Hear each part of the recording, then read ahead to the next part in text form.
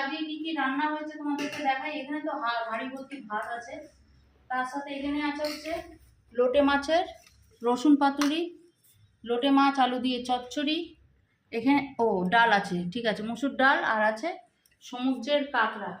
কাঁকড়াটা তো আমি আমার ছোট ছেলে খাবো, এরা খাবে। তুমি এত কিছু রান্না করেছো তো এক সপ্তাহের খাবার তো। কোথায় এত কিছু রান্না করেছি? শুধু তো লোটে মাছটাই রান্না করেছি। এটা এক সপ্তাহ ধরে খাওয়া যেত। তুমি এরকম ভাবে, তুমি বাজার মূল্য জানো কোথায় দাঁড়িয়েছে বাজার মূল্যটা?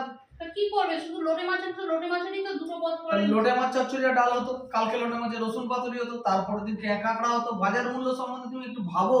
আর এই শোন, এবার থেকে সব সময় ডিসকভারি চ্যানেল চালাবি। কেন ডিসকভারি চ্যানেল চলবে কেন? শুধু ডিসকভারি চ্যানেল জানো না? ওরাই একমাত্র দেখায় জঙ্গলে বিনা খরচায় বিনা পয়সায় কিভাবে জীবন ধারণ করা যায়। এটা সর্বদা মাথায় রাখবে। বাড়িতে টিভি চললেই মানে ডিসকভারি চলবে। হ্যাঁ, এই কথাটা কিন্তু মানতে হবে। একমাত্র ওরাই দেখায় যে কি করে বিনা পয়সায় জঙ্গলে হাতির পটি থেকে রস, ঠিক আছে, তারপর কি খরগোশের পটি থেকে দানা বের করে খাওয়া যায়, টেকা যায়, মরা পশুর মাংস কেটে নিয়ে খাওয়া যায়। তার পোকা লেগে গেছে মাংসের মধ্যে, কি হয়েছে? পোকাটা সরিয়ে দিয়ে মাংসটা তো খাওয়া যাবে। কেন পোকা লাগা মাংসের পোকাও তো খাচ্ছে। হ্যাঁ, পোকাটা প্রোটিন জানিস?